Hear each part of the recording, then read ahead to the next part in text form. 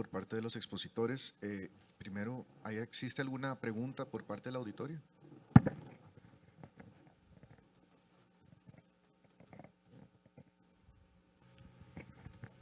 Primera pregunta dirigida al doctor Richard Soto. ¿Cuál sería el manejo de una recurrencia temprana, incluso considerando que esta se dé en la estancia hospitalaria después de una ablación endocárdica? Bueno, el doctor Juan Serpa también se me va a ayudar a nutrir esta pregunta, que es un reto en verdad, ¿no? Este tema de las recurrencias tempranas, post-ablación. Bueno, existen múltiples razones por las cuales podemos tener estos escenarios, ¿no? De que después de que un paciente se le indicó hacer una ablación de una taquicardia ventricular y pasado pues 3, 5, 6 días, incluso antes de irse de alta, vuelve a hacer una taquicardia ventricular, a veces de la misma morfología que es la clínica, y si esta condición pues genera que el paciente pues entre en una inestabilidad o se haga recurrente, pues nos va a obligar incluso dentro de esa misma hospitalización a volver a ingresar, ¿no?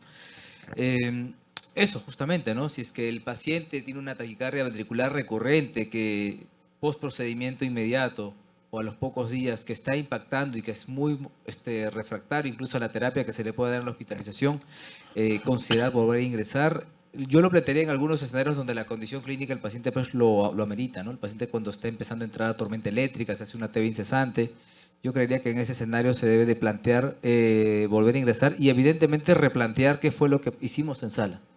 Ver si este abordaje endocárdico, como me plantea el doctor Federico, no ha sido suficiente y que las características del EKG de la taquicardia, si lo tenemos obviamente a la mano, nos lleva a pensar de que deberíamos ir a un abordaje más allá del endo, como un abordaje epicárdico, ¿no? O, pues, las características de la cardiopatía estructural de base, ¿no? También nos haría pensar ese hecho, ¿no? De pensar, tal vez, ir por el endo, pero obviamente con otras herramientas que me permitan tener una mayor efectividad, si no usé eco intracardíaco, usarlo, y considerar un abordaje más extenso o más amplio como un abordaje epicárdico. No sé si, Juan, tienes algún comentario. Sí, una vez que tienes la recurrencia de la taquicardia y que es la misma taquicardia, tienes que plantearte un nuevo abordaje. La cosa es que no se puede tratar de resolver el problema con la misma solución, entonces ahí habría que planificar de nuevo, analizar, como tú dijiste, Richard, cuáles son las opciones.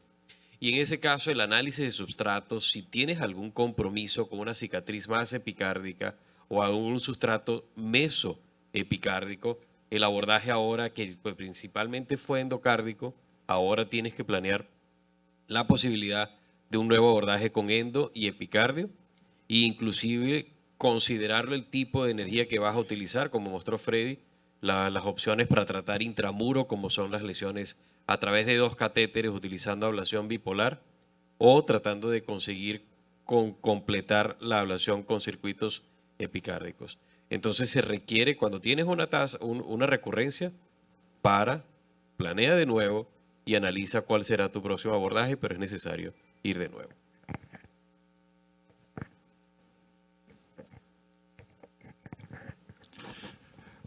Podemos aprovechar un poco, quizás, que viene el tema sobre la tormenta eléctrica, la importancia que tiene y cómo la abordamos, qué papel tiene la ablación.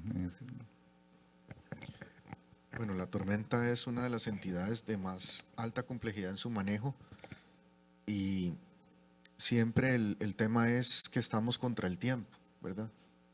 Antes de que el paciente llegue a un punto de no retorno o entre en un estado de descompensación mecánica importante. Aquí yo haría la siguiente pregunta. ¿Cuántos centros tienen una unidad especializada para el manejo de este tipo de arritmias? Y no me enfoco a los laboratorios, porque afortunadamente la especialización de la parte de intervención ha ido evolucionando muy bien en América Latina. O sea, un ejemplo acá ha sido el trabajo que ha tenido el grupo de electrofisiología, ¿verdad? Están con el mapeo tridimensional, acceso a EndoEpi, todas las herramientas de última línea, pero esto tiene que ir acompañado de un grupo de falla y cuidado intensivo realmente de este paciente. O sea, yo más bien extendería la pregunta: ¿cuántos centros consideran que tienen una unidad especializada en el manejo pre, trans y post intervención para acompañar a la parte de tratamiento intervencionista, que no tengo duda que se va a realizar, sino ¿Cuál sería la preparación? Estamos hablando de neuromodulación en agudo con bloqueo, anestesia epidural, soporte ventricular. ¿Qué estrategias, por ejemplo, consideran que habría que trabajar en cada centro, ¿verdad? Que es lo importante. ¿Y qué trabajo extra tenemos que tener con la parte de urgencias, cardiología clínica para identificar, ok, esto es una tormenta y tenemos que activar un protocolo de tormenta como tal? Este paciente va a este sitio, lo va a manejar de esta manera, se le va a dar soporte con A, B, C protocolos y determinar en qué momento entra a hacer el procedimiento. No sé, Richard, ¿qué más querrías comentar al respecto? Sí, algo muy puntual es el tema de que, como comentaste al final, ¿no? Este tipo de situaciones que es una emergencia electrofisiológica, la tormenta eléctrica, requiere un manejo multidisciplinario y creo que es clave la palabra, el crear protocolos institucionales permite homogeneizar los conceptos del manejo inicial oportuno del paciente con los recursos que cada institución cuenta. De tal manera eso permite pues tener una eficiencia y si pertenecemos a una red, pues saber en qué momento y a dónde referir específicamente a este paciente. No referirlo de repente a lugares donde no se le va a poder dar la terapia siguiente que le corresponde en el tiempo oportuno al paciente, ¿no? Entonces eso es fundamental, el trabajo interdisciplinario, protocolos de manejo institucional, protocolos de referencia, para que se pueda pues dar la atención oportuna, adecuada pues en cada institución. No sé si Juan puedes agregar algo.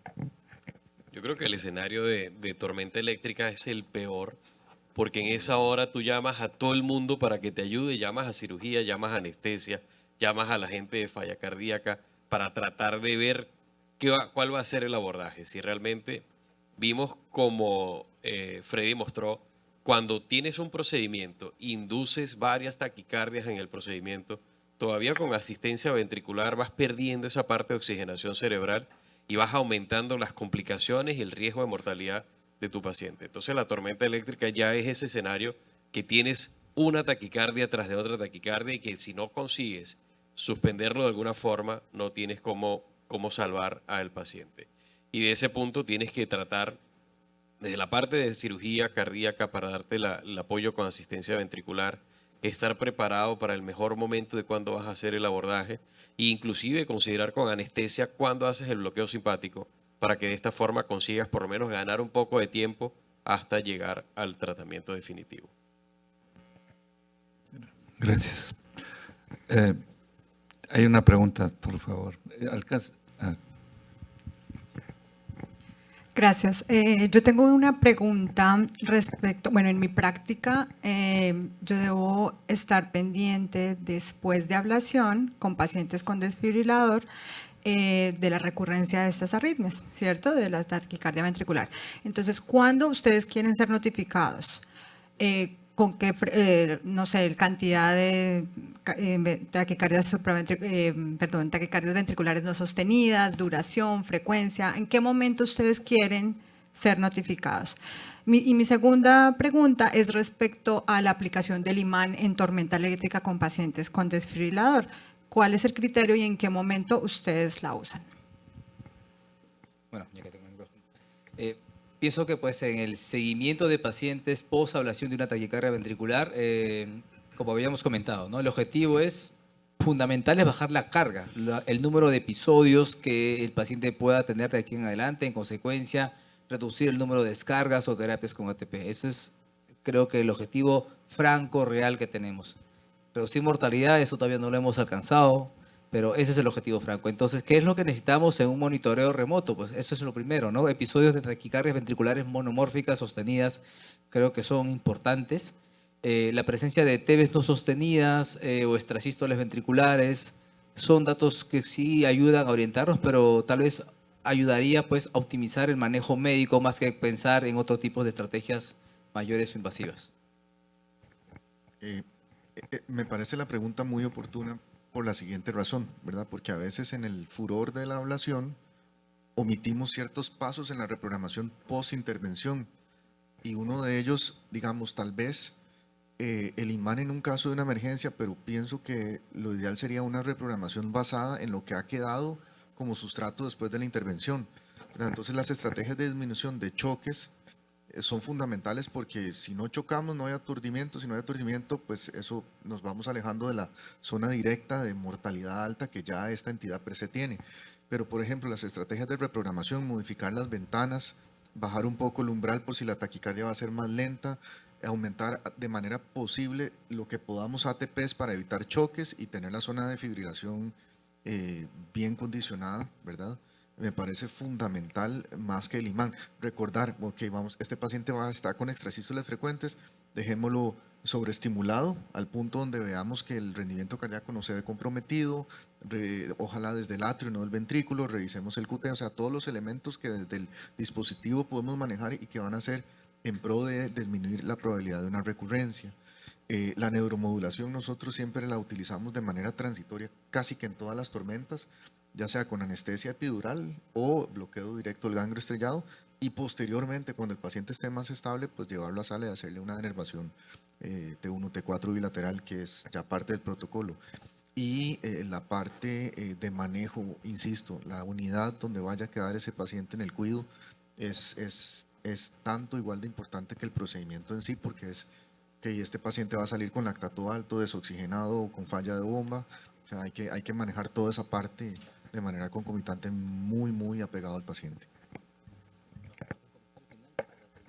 Sí, nos avisa apenas tengas la taquicardia, porque si tienes taquicardia La sustentada, sostenida. sí, Y cuando tienen la no taquicardia sostenidas. sostenida ya hay que avisarla, porque esa es la hora de tomar la decisión de qué es lo que se va a hacer la programación individualizada también, porque no vamos a dejar al paciente tomando terapias de choque si tenemos otras alternativas como terapia antitaquicardia. Bien, muchísimas gracias. Agradecemos al panel y por su presentación. Y vamos a dar entonces